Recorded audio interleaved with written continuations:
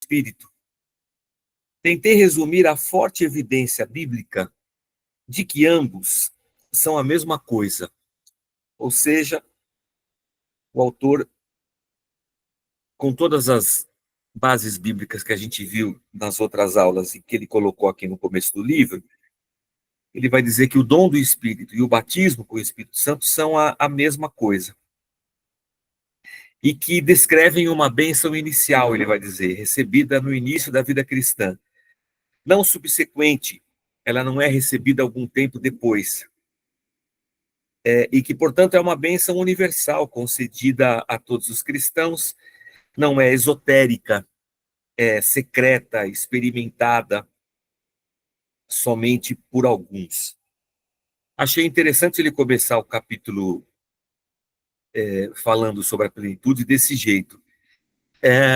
Existe um certo esoterismo, eu vou usar a palavra que ele usou, tá? Um certo esoterismo com o batismo no Espírito Santo, dentro de um universo mais carismático, pentecostal, dessa coisa de uma expressão assim, não é para todo mundo, uma coisa às vezes meio velada, meio reservada, meio como se fosse um suspense assim, o que denota um certo privilégio para aquele que recebeu, né? E uma necessidade grande no coração daquele que ainda não recebeu, né? Uma busca, um desejo, e vai para frente no culto do Espírito Santo para receber. E o Stott vai dizer, todo mundo que tem Cristo já recebeu, esse dom do Espírito já recebeu. Que é a mesma coisa que ele vai dizer sobre o batismo. São só termos diferentes, mas é a mesma coisa. E aí ele vai dizer, aí ele vai começar o capítulo, então, dizendo: a alguns leitores pode parecer que essa abordagem é negativa e inútil, uma posição estéril, pois aparentemente limita-se a uma experiência passada e não traz nenhuma perspectiva atraente para a vida futura. Como quem diz assim, recebi o Espírito Santo lá atrás, quando me converti, e isso não traz nenhum proveito hoje para a minha vida, né? Uma reflexão, né, a respeito dessa ideia de que o batismo é o início da vida cristã. E ele vai dizer, acontece que isso não é verdade, ao transferirmos nossa atenção do batismo para a plenitude do Espírito, estamos passando de um dom inicial que Deus deu a todos os seus filhos e que jamais tirará deles, para uma condição que Deus quer que seja contínua, mas que pode não ser constante. Aí eu grifei aqui essas linhas na minha página 50. Quando falamos do batismo do Espírito, estamos nos referindo a uma concessão definitiva. Quando falamos da plenitude do Espírito, estamos reconhecendo que é preciso apropriar-se contínua e crescentemente deste dom. Então, para o Stott, para o autor, o dom, o batismo, é ponto pacífico, ponto final, assim. A pessoa se converteu, ela recebeu o batismo. O batismo é o dom, é aquilo que Joel profetizou. E Cristo dá a todos que nele creem. Ok, ponto. Aí ele vai chamar a plenitude de uma busca, e essa plenitude, diferente do batismo que eu recebo, e isso não sai de mim, plenitude é essa apropriação, para os mais pentecostais aqui, é o tomar posse, apropriar-se, né? De maneira contínua e crescente, ou seja, diferentemente do batismo, há uma presença do Espírito Santo na vida do crente que é crescente, que é contínua, que se desenvolve ao longo da vida. E o Stott vai dizer que é isso que a gente deve buscar na nossa vida. E para isso ele deixa 3 diferenças entre batismo e plenitude. A primeira está bem no final da página 50, e ele escreveu aqui, ó. Primeiro, final da página 50, lá embaixo. Primeiro fica implícito que ser cheio era cheio do Espírito, né? era uma característica normal de cada cristão dedicado. Por isso, os 7 homens que foram escolhidos para cuidar das viúvas da igreja de Jerusalém deveriam ser cheios do Espírito. Então, aqui nós vamos ter que ir para o texto. Eu vou para o texto, tá? Senão nós vamos ficar doido aqui. O Stott está citando Atos 6. Eu acho até que a gente já falou de Atos 6 aqui, mas vamos para ele. Deixa eu abrir minha Bíblia aqui para ler com vocês. Atos.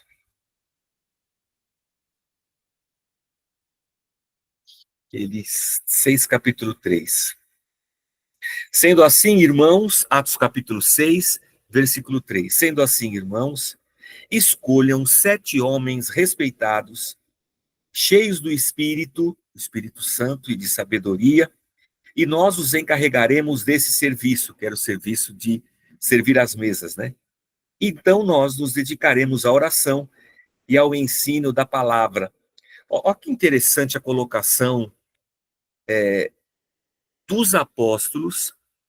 Eu não sei se você já tinha pensado nisso.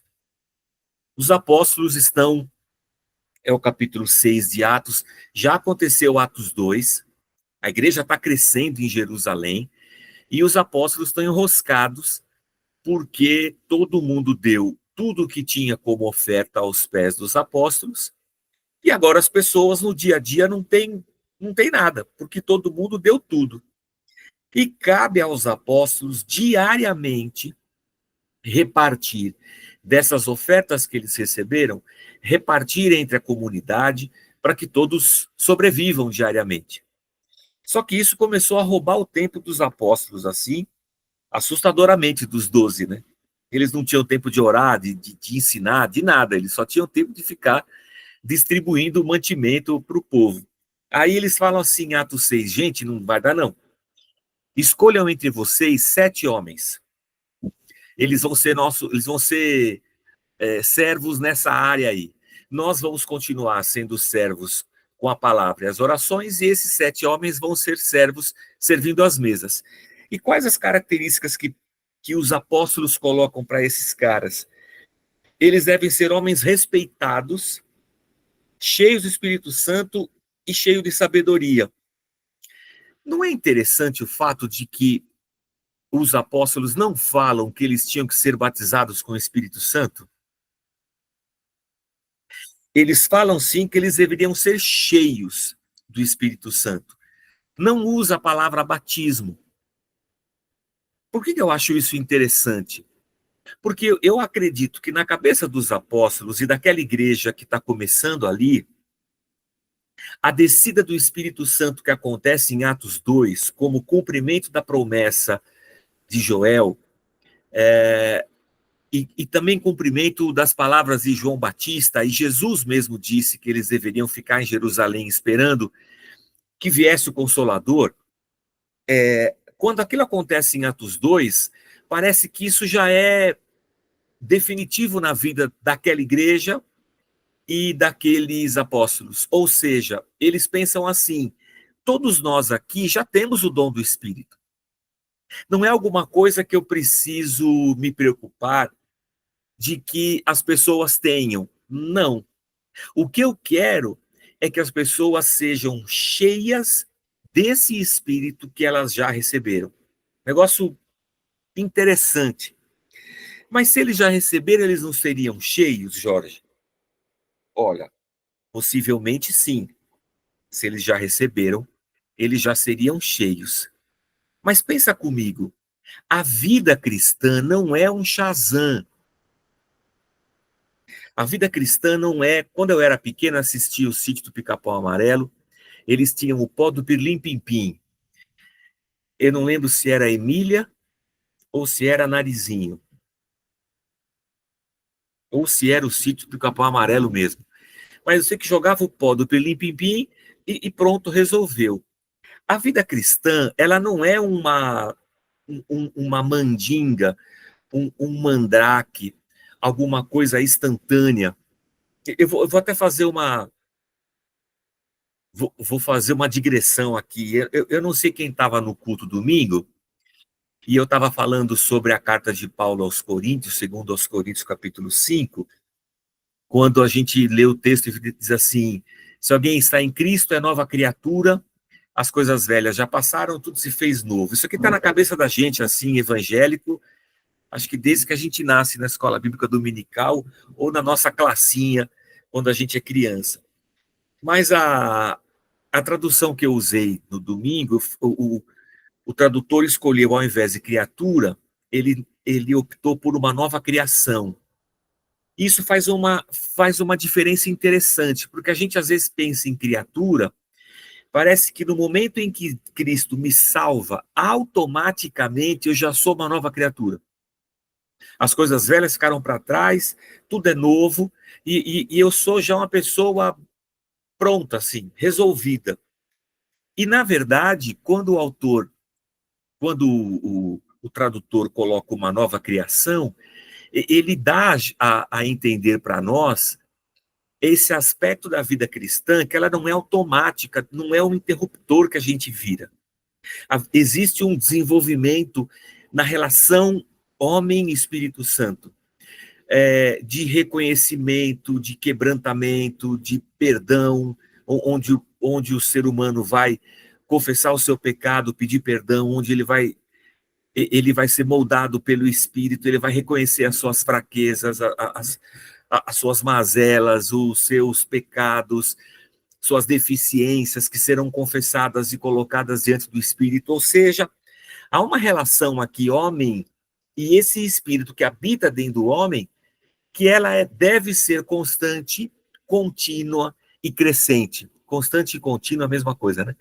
Deve ser constante e crescente. Ou seja, eu não estou automaticamente sendo uma nova pessoa, eu estou começando uma nova criação, zerei a régua, e alguma coisa nova, que não é minha, está acontecendo, é do Espírito.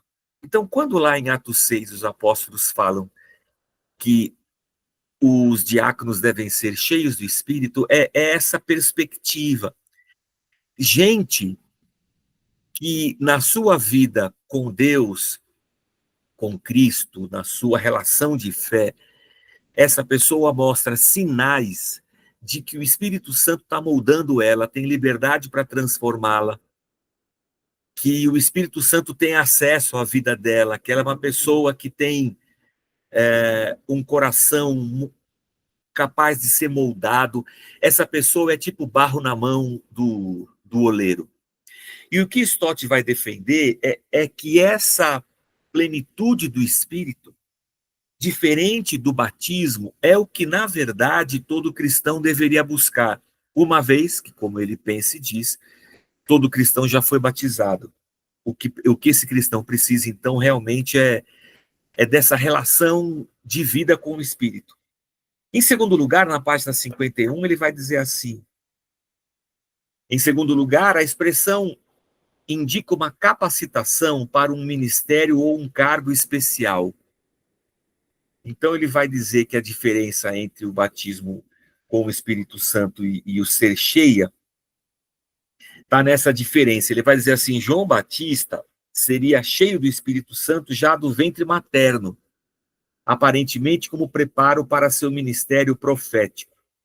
Da mesma forma, as palavras de Ananias a Saulo de Tarso, quando Paulo se converte, lá em Atos, quando Paulo se converte, ele vai na casa de Ananias, o Ananias impõe as mãos sobre ele e fala assim: ser cheio do Espírito Santo. Parecem-se, o Stott vai dizer aqui que esses dois textos estão falando sobre essa questão de você receber de Deus uma capacitação para o exercício de alguma função, de algum ministério, de alguma vocação, de algum chamado. Ele não vai chamar isso de batismo, ele vai chamar isso de plenitude, e ele vai citar João Batista e vai citar o Paulo. Então ele está dizendo assim, que batizado todo mundo já foi, e que a plenitude é essa relação crente com o Espírito, Também pode ser uma capacitação que Deus derrama sobre a pessoa, enchendo ela com o Espírito para que ela possa servir. E, em terceiro lugar, há ocasiões em que a plenitude do Espírito foi concedida para equipar não tanto um cargo vitalício como apóstolo, profeta, por exemplo, mas para uma tarefa imediata, especialmente numa emergência, ou seja, que em alguma circunstância na vida do povo de Deus, Deus pode derramar sobre a pessoa uma capacitação do Espírito, que não é o batismo nem o dom. Deus dá um jump. Deus capacita o cara. E ele vai citar Pedro, quando Pedro é interrogado pelo Sinédrio, depois de Jesus ter sido morto. Eles são presos e Pedro está diante do Sinédrio com uma autoridade assim, que o texto vai dizer que Pedro estava cheio do Espírito Santo. E o Stott vai dizer, isso aqui é quando Deus, dentro de uma necessidade específica, quando alguém tem que exercer um ministério, no caso de Pedro tinha que pregar lá com unção, com poder. No caso de Zacarias, lá no Antigo Testamento, ou seja, quando Deus visita alguém, enche essa pessoa, derrama sobre essa pessoa uma capacitação diferenciada para que ela possa exercer o papel que ela precisa. Então, o que Stott está dizendo é que você tem o dom e o batismo, ok? E ele está dizendo que ao longo da nossa vida, nós temos o desenvolvimento da nossa relação com o Espírito, nós temos a possibilidade de Deus nos levantar, nos capacitar para alguma missão específica, ou que Deus, numa necessidade, numa urgência, nos visite com uma porção especial para que a gente possa realizar alguma tarefa emergencial dentro da comunidade, dentro do corpo, dentro da igreja. Chama a sua atenção para a página 52, última linha da página 52. Última linha da página 52. Eu vou ler o último parágrafo, tá? Acho que fica mais fácil. O Stott está falando sobre a igreja de Corinto. Lá na igreja de Corinto, tem dois tipos de crente na igreja de Corinto. Em grego, espírito é pneuma. Na língua grega, a palavra espírito é pneuma. Esse termo pneuma também aparece na nossa língua portuguesa, no pneu do carro, pneu de carro, que antigamente era chamado de pneumáticos, né? Pneumático pneu é essa esse trem cheio de ar. Então, pneuma é o sopro, é o vento. Então, alguém cheio do espírito é alguém cheio de vento, cheio do pneuma.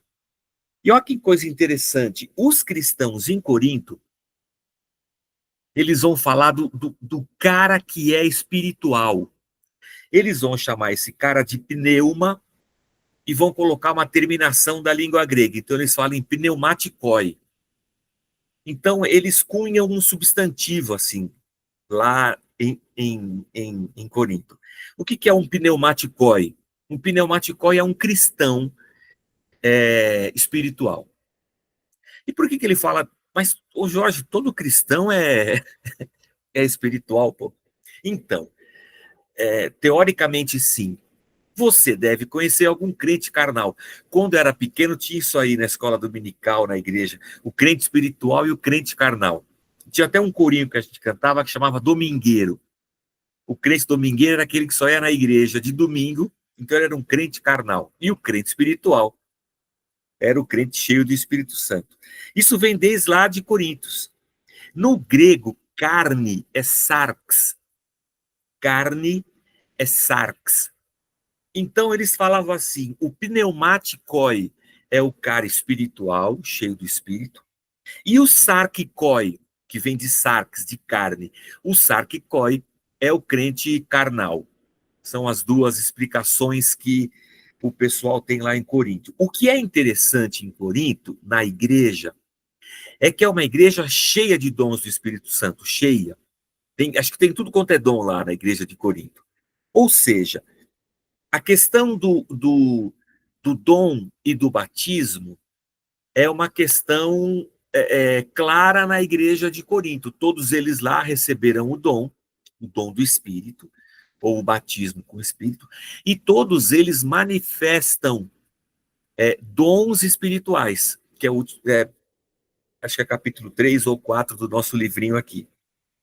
Ok, mas o fato é que entre aquela igreja em que todos são batizados e a maioria manifesta dons do Espírito, é visível a diferença entre cristãos que são espirituais e cristãos que são carnais.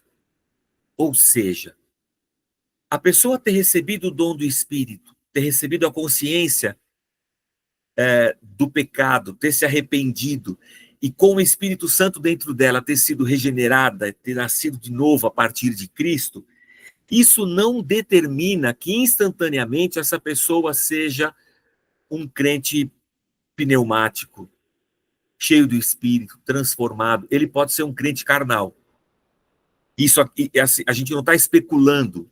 Isso aqui era uma realidade na igreja de Corinto.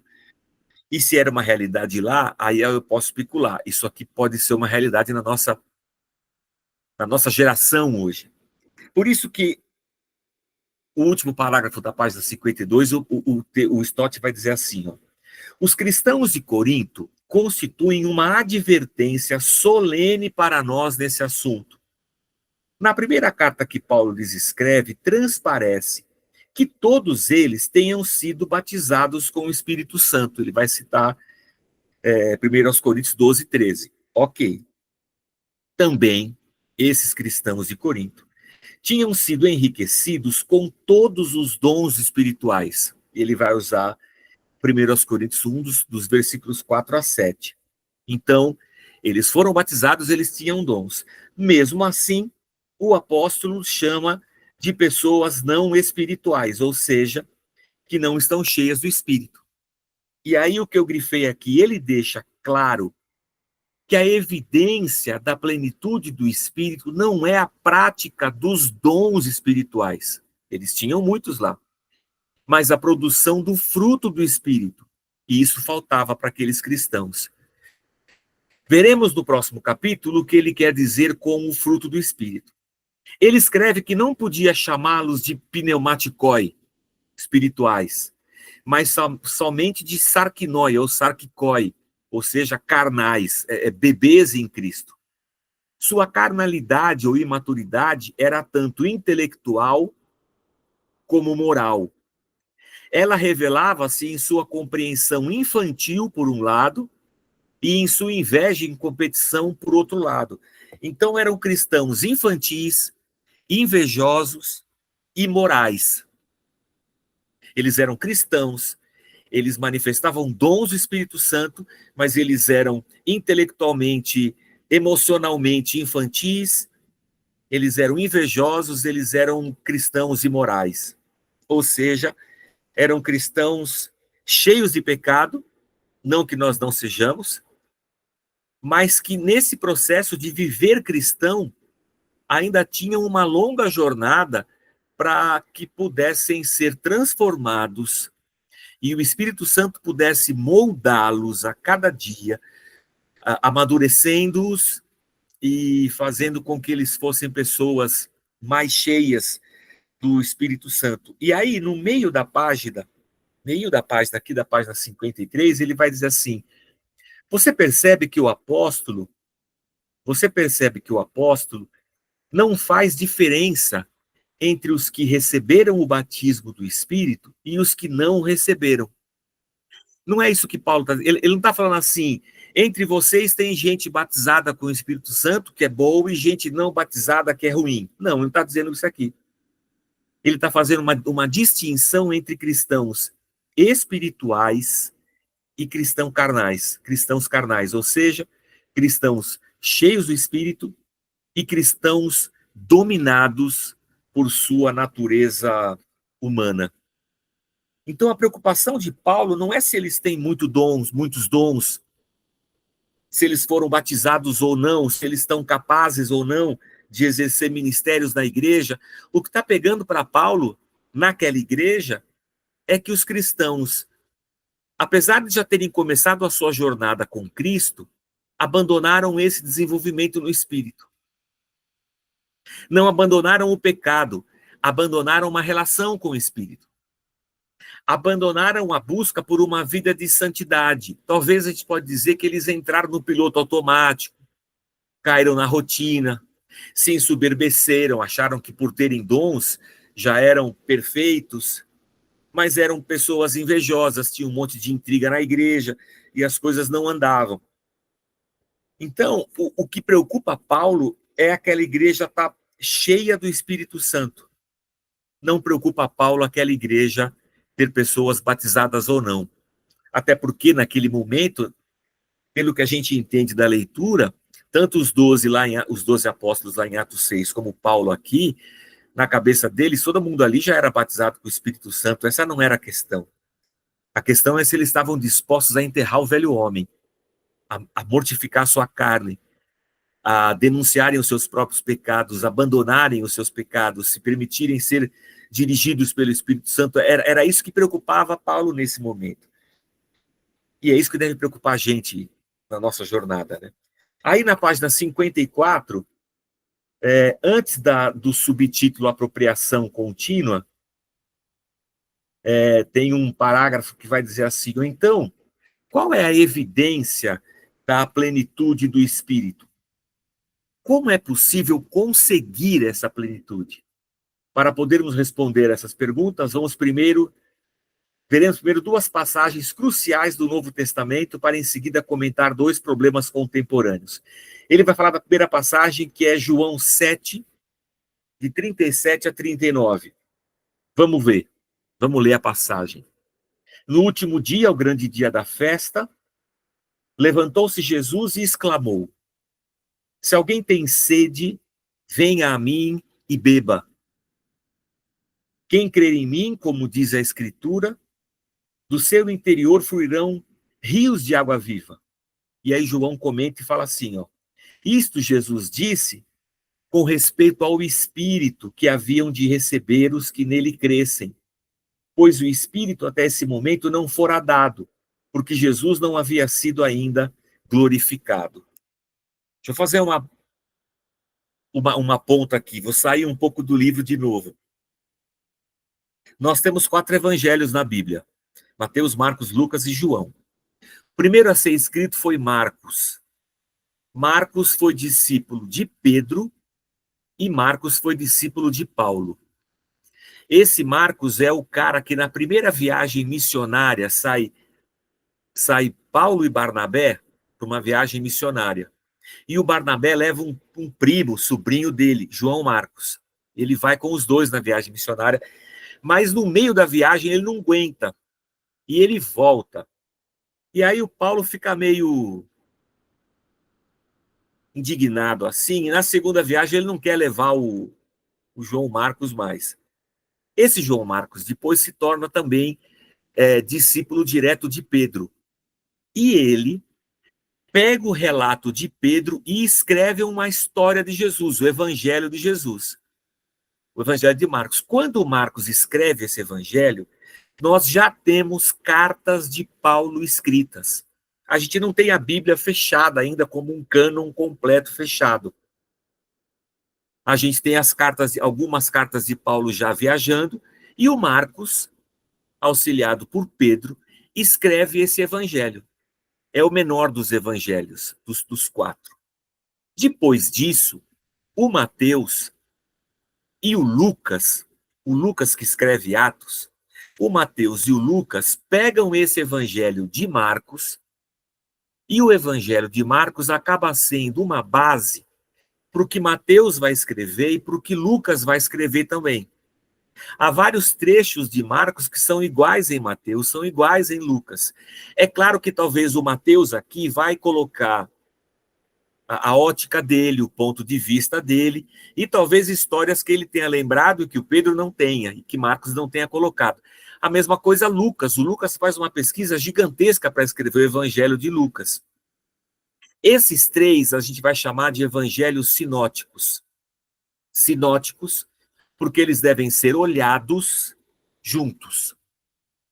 Devem ser vistos juntos, porque eles compartilham de uma mesma ideia, de uma mesma base, de uma mesma trajetória. Bacana, são os evangelhos sinóticos. João demora para escrever o evangelho dele. Os 3 evangelhos sinóticos já tinham sido escritos, várias cartas de Paulo já tinham sido escritas, e muitos anos já tinham se passado. Muitas coisas que os apóstolos não tinham entendido quando eles caminhavam com Jesus, quando João vai escrever, o João já tinha entendido. Ele foi o último a morrer, né? Dos 12. Então, o evangelho de João, ele é um evangelho mais teológico, com ideias teológicas mais formatadas, mais robustas. Ele não se restringe a narrar uma história, ele vai cunhar vários conceitos teológicos. Por isso que, quando a gente para nesse texto aqui, ó, que a gente acabou de ler, dito isto, a gente para nesse texto aqui, ó, de João 7, 37 a 39, o João conta a história que Jesus se levanta e fala assim, quem tem sede, vem a mim e beba. Legal. Só que aí depois, como ele já está muito tempo lá na frente, ele vai dizer assim, isso aqui que Jesus estava falando, que ele falou lá atrás, ele estava dizendo isso com respeito ao Espírito Santo que ia ser derramado, lá em Atos 2. Ia ser derramado lá na frente. Não tinha sido derramado ainda, quando Jesus fala. Só depois que ia ser derramado. Só depois que Jesus fosse glorificado, que o Espírito ia descer. Então o João começa a fazer explicações, porque isso já está claro na mente dele. E ele então explica isso no seu evangelho. O evangelho de João é diferente dos outros 3 evangelhos. Então o que João está dizendo é que ir até Jesus Cristo e beber desse Espírito é a mesma coisa na cabeça de João, o evangelista. E deve ser a mesma coisa também na nossa cabeça. A nossa caminhada cristã, nossa jornada de vida, é uma jornada de quem está constantemente indo em direção a Jesus Cristo. Eu gosto muito de Mateus 11, 27, 28, o vinde a mim, todos vós que estáis cansados e oprimidos, que eu vou colocar junto com isso aqui, quem tem sede, venha e beba. O convite de Jesus, ele é constante. Venham. E a minha aproximação de Jesus Cristo é sempre a aproximação do conhecimento das Escrituras, da revelação de Jesus Cristo nas Escrituras, que chega até nós pelo Espírito Santo, da confissão, do reconhecimento da minha carnalidade, eu olhando para Cristo e aprendendo de Cristo e percebendo, meu Deus, como eu estou distante disso, eu preciso me aproximar mais de Jesus para me parecer mais com Ele.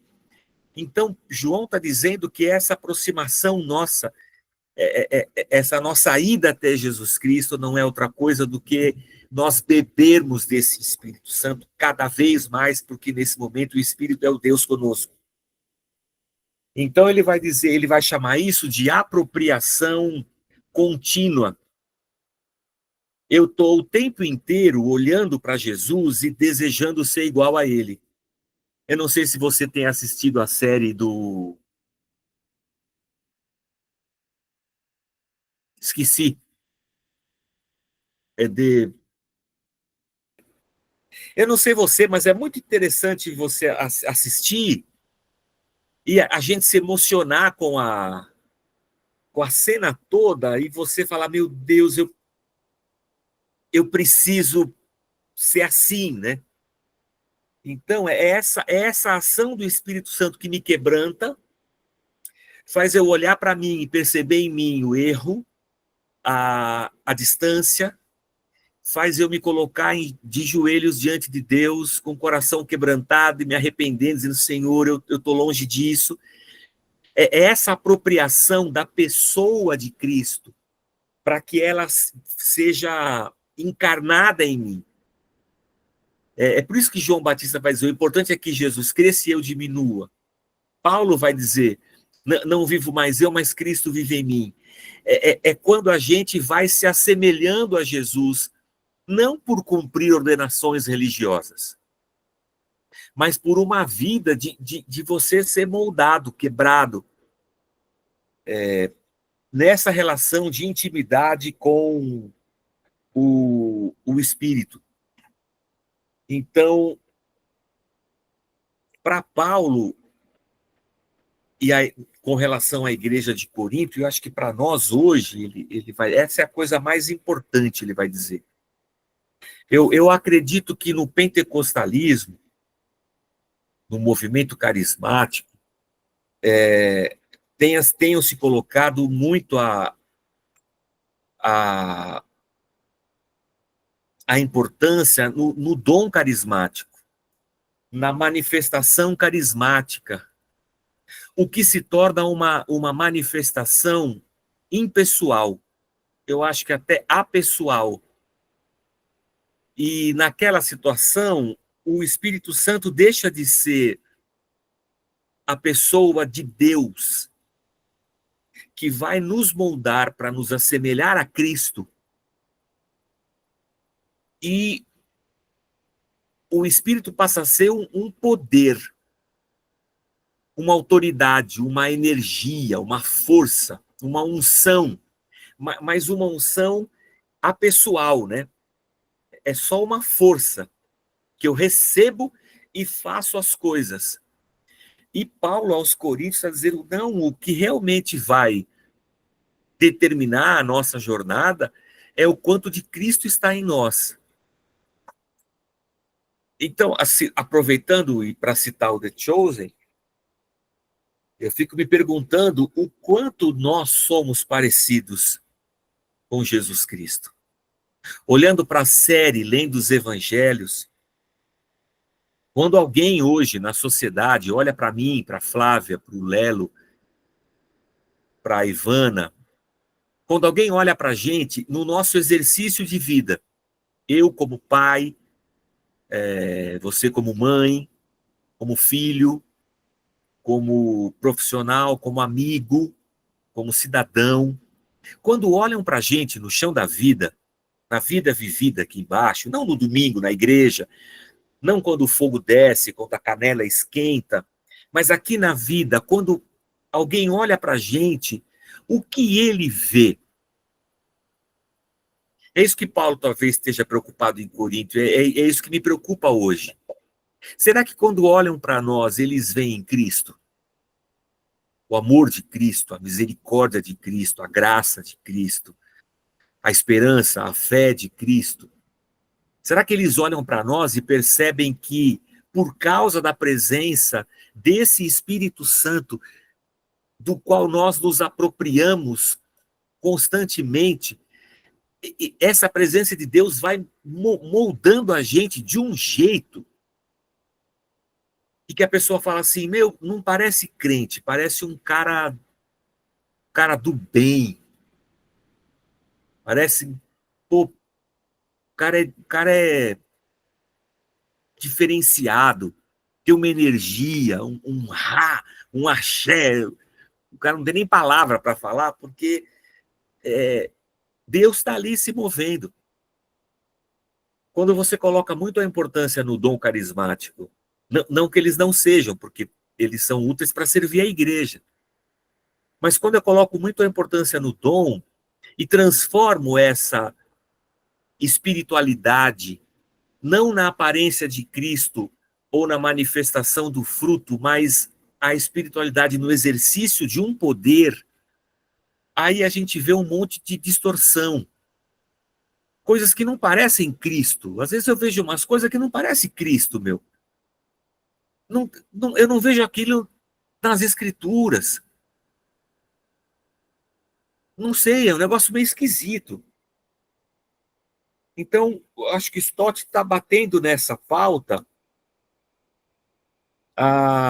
da nossa espiritualidade mesmo,